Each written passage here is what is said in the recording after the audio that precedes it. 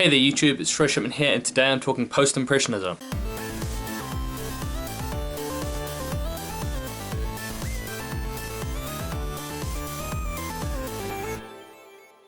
For those of you who saw my last art video on Impressionism, this is basically a continuation. There was a whole school of artists who kind of said, okay, sweaters, we want to take this and develop it further, and so we had things like pointillism, symbolism, even flipping nearly abstract art coming out of this. Had artists, quite a few that you'd probably know: Georges Sera, Paul Cézanne, Paul Gauguin, and everyone's favourite Vincent van Gogh, crazy madman. They took what Impressionism gave them in terms of technique and looking at using extra colour and that sort of thing, and they ran with it. So first up today we're going to start with Georges Sera.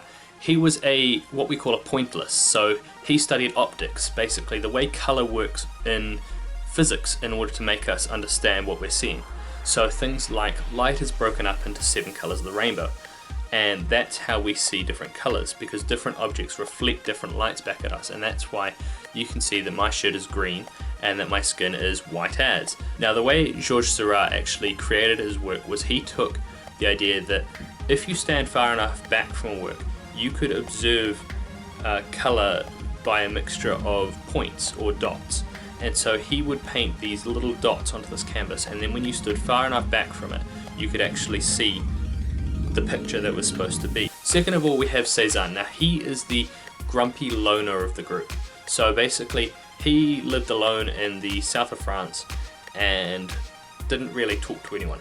He exhibited with the Impressionists a couple of times, but not very often. So he did a couple works with them and then decided, oh, these guys aren't actually doing what I thought they were.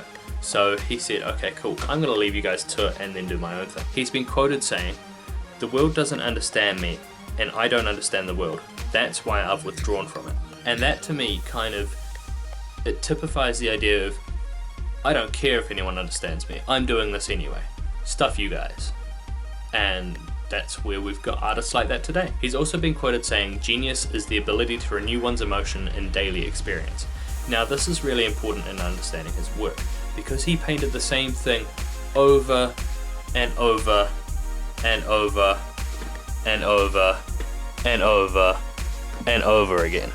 He's kind of what I think of as the archetype of still life painters. He painted fruit, he painted skulls, he painted books, and that's what he did for like 10 years. That's all he did. And then from then, he looked out his window and saw a mountain and was like, hey, that's kind of cool, let's paint that for the next 20 years. And so he painted mountains. Or, not even mountains, he painted a mountain for 20 years. Now these works have been really important because they've influenced other people, particularly in New Zealand as well, like Toss Wollaston and Rita Angus and those sorts of painters who started out painting really beautiful landscapes and then applied those techniques painting other things as well. Now third of all, we have Paul Gauguin. Now he's really, really interesting because he actually up and left his family in order to pursue what he thought was the right kind of art. Basically, he started what we know today as symbolism. So the idea that things that we see in a painting aren't necessarily representative of what they are, but representative of a feeling or an emotion towards that thing. And it's the balance between the physical thing, the way I feel about it, and the colour and line, the visual impact that make that thing up. And that's how Paul Gauguin looked at painting, was, I'm going to distort reality in order to create my reality. Gauguin actually spent some time with Van Gogh, painting the countryside, painting the south of France, and painting basically things that he wasn't used to in Paris. Now Van Gogh was really, really excited about this trip. He absolutely adored his time with Gauguin. He thought that Gauguin was his best buddy and that he was going to spend all his time together forever and ever, and they were going to have a happily ever after, and he'd made a new friend. Unfortunately, this wasn't the case. Whilst Van Gogh really, really liked Gauguin, Gauguin had very little time for Van Gogh. He didn't like him as a painter. He didn't like him as a person.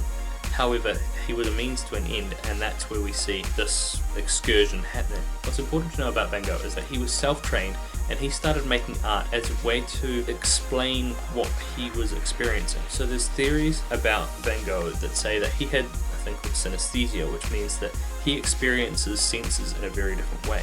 So where we see things reasonably straightforward and normally, what might have been happening to him is that there was a a misfiring in his neurons, which meant that one sense was being interpreted by another. So where he might hear music, he might also see movement or colour or something like that. So where we see his swirling brush strokes and fluid movement in his paintings, that's when we can kind of understand, oh, maybe he actually did see this happening in front of him and that's why he painted it this way. One of Van Gogh's most famous paintings is his self-portrait, where he's missing an ear. So the story behind this is muddled. Nobody really knows what happened. There are a few theories, one of which is that Vincent and Paul, this is Van Gogh and Gauguin, actually got in a fight, and they got in a quarrel, and so something led to another, and either Van Gogh chopped off his own ear or Gauguin chopped it off for him.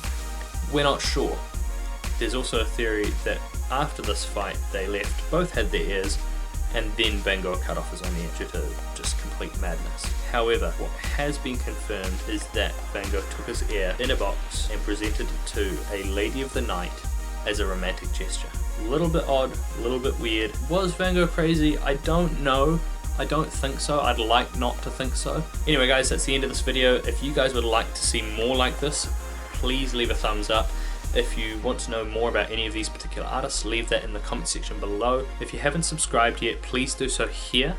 And if you want to check out last week's video, it's just about here. So don't forget to check me out on Facebook, Twitter, Instagram, all those sorts of goodies. They're all linked down in the description below. Chuck me some questions on Ask FM, I'll happily answer them. And I will catch you guys next week. Bye!